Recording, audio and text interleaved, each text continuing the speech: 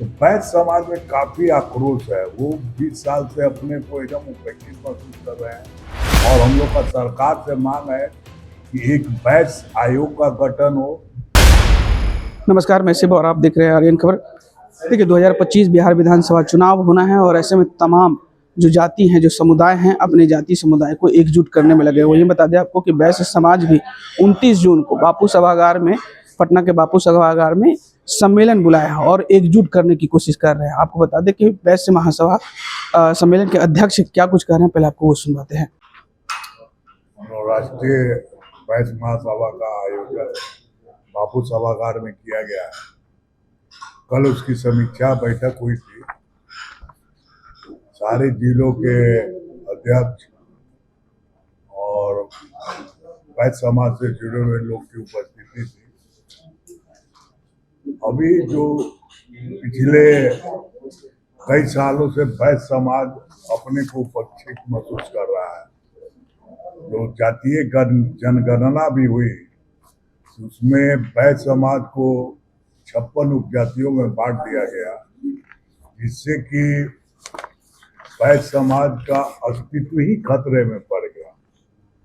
आज उसका परिणाम देखने को मिल रहा है कि आए दिनों हत्या हो रही है, लूट हो रही है। मतलब ज्वेलरी शॉप पर तो खास करके बहुत ज्यादा अटैक हो रहा है। हम महुआ भी गए थे। दुखद बात ये हुई कि लूट के साथ हत्या हो गई। अपराधी का मनोबल इतना बड़ा हुआ था कि पैसा मिलने के बावजूद उसको गोली मार दी गई। तो हम लोग राष्ट्रीय जनता दल ने निर्णय लिया है कि बैच समाज के यहाँ जो भी घटना होता है, वहाँ उस जिले के विधायक, बिहार प्रदेश के उच्च पदाधिकारी जो पार्टी में है, उनको एक कमेटी बना दी जाती है, जो कि जाके वहां पर पूरे इंक्वायरी रिपोर्ट लेती है कि किस ढंग से घटना गई। पुलिस को वहां से प्रेशर दिया जाता है। जैसे कि हम लोग गए महुआ में तो एसपी ने तुरंत कार्रवाई की। हालांकि कार्रवाई घटना घटने के बाद हो रही है, लेकिन उसका कोई असर नजर नहीं आता है कि आखिर अपराधी का मनोबल क्यों बढ़ गया है। तो बैच समाज में काफी आक्रोश है। वो 20 साल से अपने को एकदम उपेक्षित महसूस कर रहे हैं। आज के समय में जो जीएसटी लागू हुआ, उससे इन लोग का व्यापार काफी ज्यादा प्रभावित हुआ। जो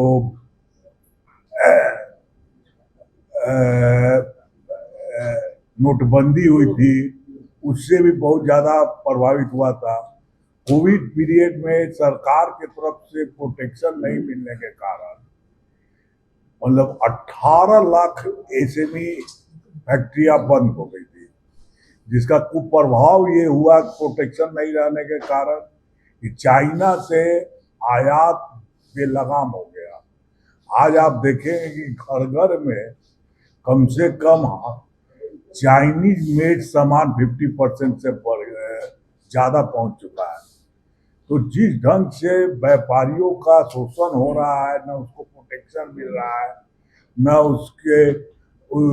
उसके व्यापार में सहयोग दिया जा रहा है, तो व्यापारी समाज को हम लोग एक सम्मेलन किए हैं कि सभी उपजातियां एक साथ प्लेटफॉर्म पर आवे। और हम लोग का सरकार से मांग है कि एक बैच आयोग का गठन हो और व्यापारियों को अगर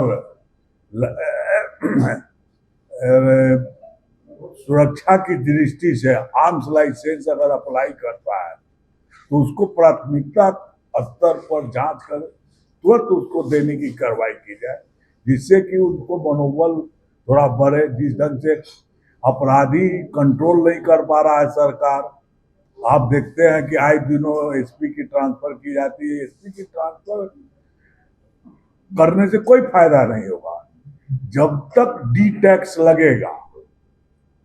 जब डी टैक्स पे करके आ रहा है और पुलिस एकदम दारू और बालू के ऊपर ध्यान केंद्रित किए हुए है।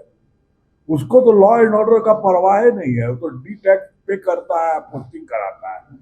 कुछ पदाधिकारियों का कोई वैल्यू बिहार में नहीं रह गया, जिसका नतीजा है कि अपराधी एकदम बेहिचक क्राइम कर रहे हैं और व्यापारियों का मतलब व्यापारियों को डैमेज कर रहे हैं।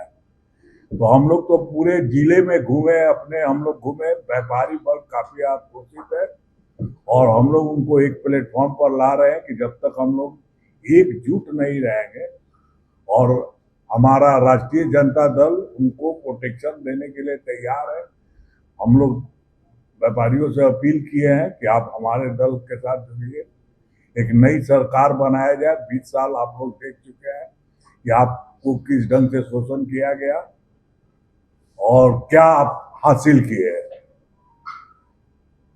तो आपने सुना, वैसे समाज को एकजुट करने की बात कही जा रही है और वहीं सरकार पर निशाना साधते हुए बिहार के लॉ एंड ऑर्डर को लेकर कई सवाल खड़े किए। आपकी क्या प्रतिक्रिया हुआ हमें कमेंट में जरूर बताइएगा और ऐसी तमाम खबरों से जुड़े रहने के लिए देखते रहें आर्यन खबर।